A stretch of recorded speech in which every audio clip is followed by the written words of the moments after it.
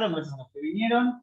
La idea es charlar un poquito sobre una causa, como les decía, de dolor lumbar crónico, relativamente poco frecuente, pero que para los reumatólogos es un área de especial interés, que es la espondiloartritis.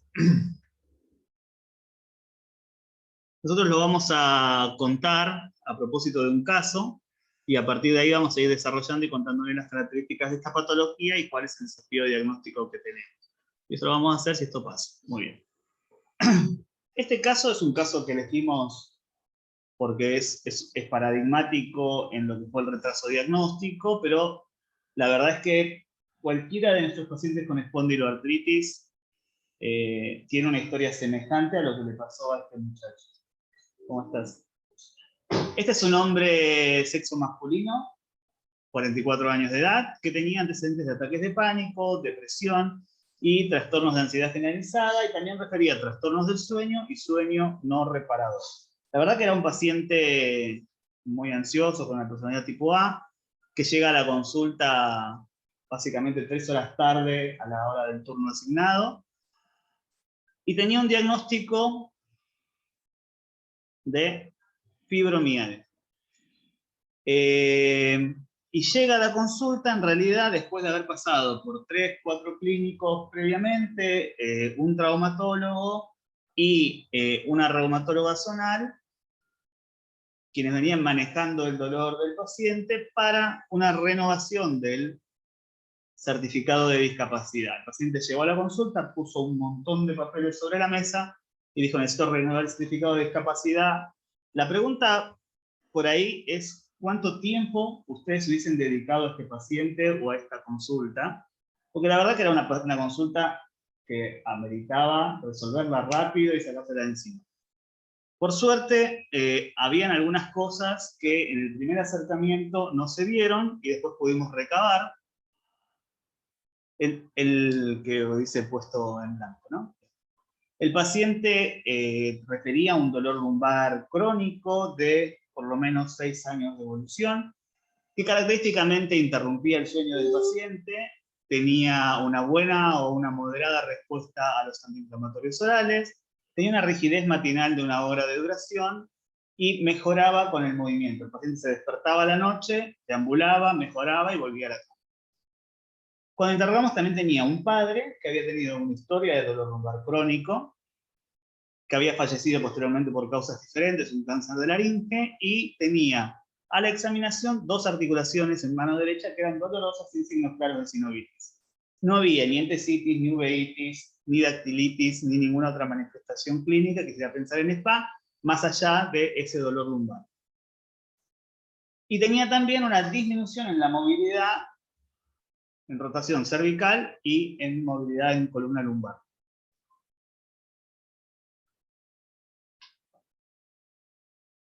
Cuando nosotros contamos este tipo de dolor encaja perfectamente dentro de un dolor que se llama dolor lumbar inflamatorio. El dolor lumbar inflamatorio tiene características específicas.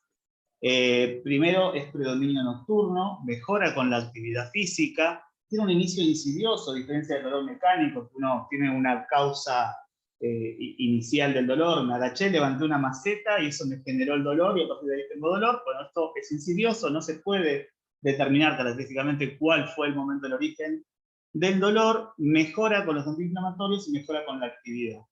Hay diferentes criterios de clasificación, realmente no importa cuál usemos, pero si vemos, nuestro paciente en principio reunía todos los criterios que usáramos. El que quisiéramos, el paciente tenía un dolor lumbar de tipo inflamatorio.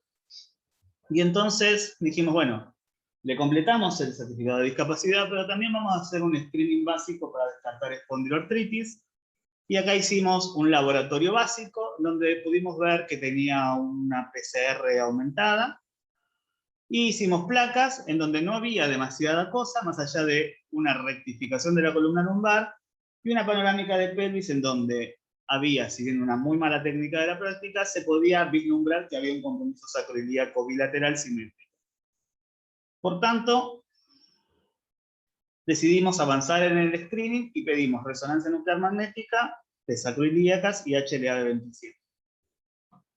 Parándonos de vuelta en el paciente, tenemos un paciente que tenía más de 3 meses de dolor lumbar, que había iniciado antes de los 45 años de edad, y tenía también sacroileitis en placa, tenía dolor lumbar inflamatorio, tenía artritis y tenía una PCR elevada. Por tanto, el paciente cumplía criterios de clasificación para agruparlo dentro de los pacientes con espondiloartritis. La resonancia nos llegó posteriormente y vimos ahí un edema óseo bilateral en ambas sacroiliacas, simétrica en varios cortes, con lo cual esto reunía criterios de sacroileitis según ASAS, y posteriormente llegó también el HLA-B27, por lo cual hicimos diagnóstico finalmente de espondilitis anquilosante. Nuestro paciente evolucionó. Nosotros empezamos el 12 de junio con antiinflamatorios, empezamos con indometacina. Lo que tiene al costado el BASDAI es el score de actividad de enfermedad, que nosotros idealmente esperamos que esté por debajo de 4. Saben que el tratamiento para SPA axial empieza con antiinflamatorios, por tanto iniciamos con indometacina por una cuestión de costumbre. 12 de junio, el paciente tenía 6.7, 6.8 de BASDAI. Mejoró con la indometacina, desciende en la siguiente consulta el índice de actividad, pero el paciente empezó a referir mucha epigastralgia, acidez e intolerancia a la indometacina, por lo cual, por un mejor perfil de tolerancia gastrointestinal, decidimos iniciar etoricoxib. El paciente empieza con etoricoxib, pero no mejora, y finalmente el 14 de octubre inició adalimumab, y ahí sí finalmente logra descender el score de actividad. Y si quieren, podemos ver también el comportamiento de la PCR a lo largo del tiempo del paciente. Esto lo puse para que lo vean, es el score BASDAI, no tiene mayor importancia. Es un score autocompletado, donde el paciente pone el dolor, la actividad, la rigidez, y con eso se calcula. No es para que ustedes lo realicen, pero bueno, está bueno para que lo conozcamos. Ahora, el problema de la espondiloartritis, el desafío de la espondiloartritis, es que dentro de un universo muy grande de causas, el dolor lumbar es la causa más frecuente de consulta por dolor. El 80% de los pacientes, o de las personas en realidad, va a tener dolor en algún momento de su vida a nivel lumbar. Entonces es muy difícil tener en cuenta una causa que en principio es poco prevalente, ¿sí? Tenemos 0,3 al 5%, 0,1 al 1%, dependiendo de donde uno lea. La prevalencia de estas enfermedades es realmente muy baja. Por lo cual, esto presenta un desafío diagnóstico permanente, porque uno tiene que tenerlo en la cabeza para poder encontrarlo cuando el paciente llega al consultorio. Y esto no es que nos pasa a nosotros, esto le pasa a todo el mundo. Si vemos el retraso diagnóstico de esta patología, reportado a nivel mundial, 6.7 años de retraso diagnóstico. En Argentina tenemos 7.5 años de retraso diagnóstico. Y cuando vemos diferentes latitudes, el retraso siempre está por encima de los 5 o 6 años. ¿Qué nos está pasando ahora a nosotros en nuestro servicio? Acá les hice un paneo de lo que vimos de espondiloartritis en lo que va del año, desde enero hasta ayer. Tenemos 159 consultas hechas por SPA, de las cuales la mayoría son por artritis psoriásica. Hay un porcentaje importante de espondilitis anquilosante, y seguida después de la SPA indiferenciada y la enfermedad inflamatoria intestinal asociada a SPA. Tenemos un retraso diagnóstico de 12 meses, sí, pero eso está completamente mal. Seguramente ahí hay un montón de sesgos, porque primero, como ven, tenemos un rango intercuartilo que es muy amplio, o sea, la muestra todavía es muy escasa. Tenemos mucha APS, lo cual acelera el diagnóstico de psoriasis. Es más fácil sospechar espondiloartritis en un paciente con psoriasis que en un paciente con asociada a infecciones o espondilitis anquilosante, por lo cual ahí también tenemos un confundidor, ¿sí? Pero ¿por qué me interesaba esto mostrárselos? Porque tenemos 32.8 consultas por mes. Quiere decir que una vez por día alguno de nosotros está viendo un paciente con espondiloartritis. Es decir, es una causa poco frecuente, sí, pero los pacientes están y vienen a la consulta, con lo cual es muy probable que tanto en consulta clínica, traumatológica, neurocirugía, estén también estos pacientes dando vuelta, porque la frecuencia, si bien es baja, existe. Y después tenemos una distribución por género, que es homogénea, contrapuesta a lo que se ha visto históricamente de las espondiloartritis seronegativas, que las más frecuentes en la vida. Ahora, sabemos que tenemos retraso diagnóstico y por ahí la pregunta es, bueno, si esto realmente tiene una injerencia en nuestros pacientes, porque si no tenemos una injerencia, podríamos seguir diagnosticándolo tarde y no pasa nada. Pero sí, tiene injerencia tanto en el costo del mantenimiento del paciente, en la demanda del paciente a la consulta, tiene injerencia en los procesos quirúrgicos que se somete al paciente, y tiene injerencia en todos los scores de actividad, funcionalidad y movilidad del paciente. Por tanto, es importante diagnosticarlos lo antes posible. Fíjense que en este estudio se marcó como precoz 4.6 años. O sea, piensen cuántas patologías pensamos en que tenga 5 años de demora diagnóstica como un objetivo. O sea, estamos hablando realmente de una patología que estamos diagnosticándola muy tarde. Hay zonas en donde hay hasta 15 años de demora en el diagnóstico. Ahora, ¿por qué pasa esto en todo el mundo? Hay un montón de causas. Primero, es una enfermedad progresiva, lenta, por lo cual el paciente tarda en consulta por causas comunes, de una manifestación poco común, tiene una buena respuesta a AINES, entonces el paciente se toma un antiinflamatorio, mejora, está 2 meses, vuelve a la consulta, mejora, va con otro médico, le da otro AINES, entonces el paciente va transitando en el tiempo. Hay un limitado acceso a los reumatólogos. Acá en zona oeste, el paneo que tenemos de reumatólogos es bajo, entonces el paciente tarda mucho en hacer una consulta con reumatólogo. Hay poca definición en las estrategias para derivación de estas patologías al reumatólogo. O sea, el clínico, el neurólogo, la primera instancia, no tiene las herramientas definidas en qué momento derivar al reumatólogo. No hay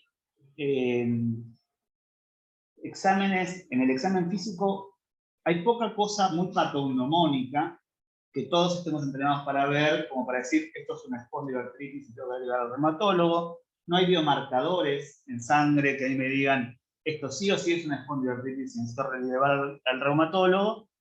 Y no hay un criterio de clasificación diagnóstica. Lo que tenemos son de clasificación. Y también hay una poca alerta en la población sobre esta patología, tanto en la población general como en la población médica. Sumado a esto, las espondiloartritis son súper pleomórficas. Y dije la palabra que no iba a decir. Si bien la espondilitis anquilosante es la enfermedad madre y la artritis psoriásica es la forma más frecuente de SPA, podemos tener formas tan diversas como la uveitis anterior aguda asociada a HLA-B27, que también entra dentro del espectro de espondiloartritis sin tener más allá de una uveitis. Y ahí tenemos al doctor, que es el que más sabe de uveitis del país. Aprovechenlo. La artritis reactiva, que es la infección intestinal o genital, que empieza con características clínicas de SPA, o las artritis asociadas a enfermedad inflamatoria intestinal, que son formas mucho más difíciles de diagnosticar. Para colmo, el HLA-B27, que es uno de los marcadores más importantes en espondilitis anquilosante, tiene una presentación diferente en prevalencia en los pacientes con espondiloartritis, por lo cual podemos tener pacientes con SPA con HLA-B27 negativo, y en Argentina eso todavía parecería ser más frecuente que en el resto del mundo, con lo cual también plantea un desafío diagnóstico en este punto. Y si sumamos a esto que el HLA-B27 se puede ver en pacientes sanos en un 5% de las veces, bueno, realmente el HLA-B27 solo por sí mismo tampoco se configura en un método diagnóstico fiable. Y tiene una manifestación muy amplia, artritis por un lado, que puede ser axial o periférica. Axial puede afectar columna, isacrilíacas, y periférica, manos, pies, ¿sí? La entesitis, que es la inflamación del sitio de inserción, más frecuente es el tendón de Aquiles, como ven allá la paciente que está parada de espaldas, donde se ve un aumento del edema del tendón de Aquiles. La dactilitis, que se ve más frecuentemente en los pies y asociada a psoriasis, pero que puede estar presente en todas las causas de espondiloartritis. La uveitis, que suele ser anterior, asimétrica, no granulomatosa y asociada a HLA-27. ¿Todo bien? Vamos. Y allá arriba le puse una foto de la artritis representada con el compromiso axial, que es una sacroileitis grado 4. Ahora, ¿en qué momento pensar en derivar al reumatólogo? Que por ahí me parece que es el mensaje clave de la charla. Principalmente piensen en pacientes mayor de 3 meses de evolución de dolor lumbar que inició antes de los 45 años. Esto engloba el 95% de las SPA. Difícilmente los pacientes inicien síntomas después de los 45 años. Desde ya, si tienen HLA-B27 positivo o alguna imagen compatible con sacroileitis o compromiso axial de algún tipo, o si tienen características que los hagan pensar en dolor lumbar inflamatorio. Y después, cuando ustedes consideren que es un paciente que puede ser un SPA, lo mandan, nosotros no tenemos problema, lo evaluamos y vemos. Si el paciente cumple criterios de SPA, recibirá tratamiento, y si no, volverá al consultorio de origen, a donde tenga. Para llevarse a casa, dolor lumbar inflamatorio, que como les dije, inicia a la noche, interrumpe el sueño, mejora con la actividad, mejora con los AINES y mejora con la deambulación, de inicio insidioso en menores de 45 años de edad, de más de 3 meses de evolución, y que tiene asociación con psoriasis, enfermedad inflamatoria intestinal e infecciones del tracto genital y o gastrointestinal. Así que bueno, esto sería todo.